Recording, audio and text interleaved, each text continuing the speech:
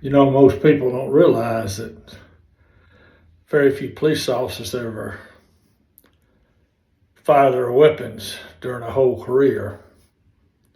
I only fired my gun one time, and that was at a large dog trying to make a meal out of the animal control guy. Now, other than that, never fired my gun. Got shot at from a distance, but that's it. But now, the closest I ever came to shooting somebody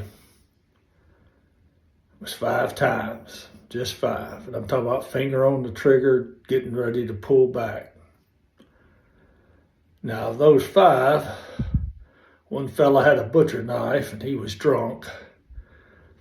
And luckily we were out on the street, so we was able to back up. And it took him about 10 or 15 yards of walking towards us and us walking back before I guess he sobered up enough to put his knife down.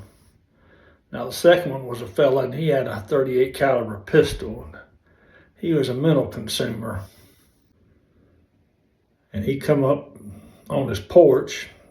I'd gotten there first on this call. We were real short that night and I was hollering for some more cars, but I was using the car as cover, and when he stepped out on that porch and had that .38 now, I was just getting ready to shoot him.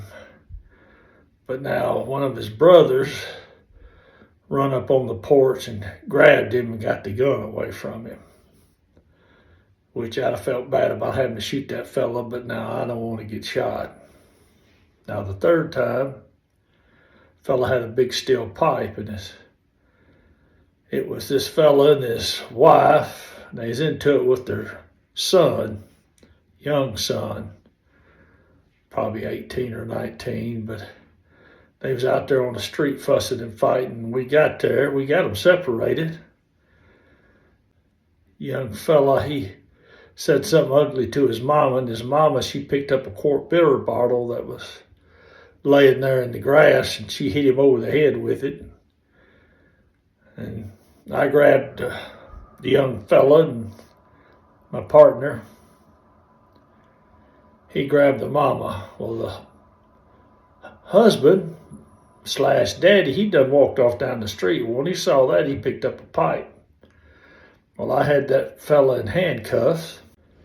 So when I saw the daddy running down the street, I got a hold of the handcuffs with my left hand and had pulled my pistol, and I was hollering at daddy, telling him stop, stop.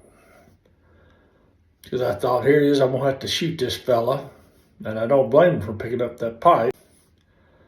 But I sure didn't want to get beat with that old pipe. But he stopped while he was still a little bit away from me. So we resolved that. Now the other two, one of them had a cell phone. Had one of those big old brick cell phones. It was the early 90s. He got out of his car and we stopped him in wintertime.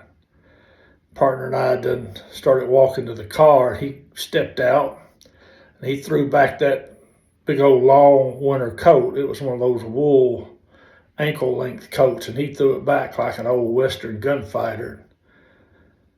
All we saw was that what looked like a pistol on his side. Well, it wasn't. He had that big old brick phone on the holster, and we just about shot him.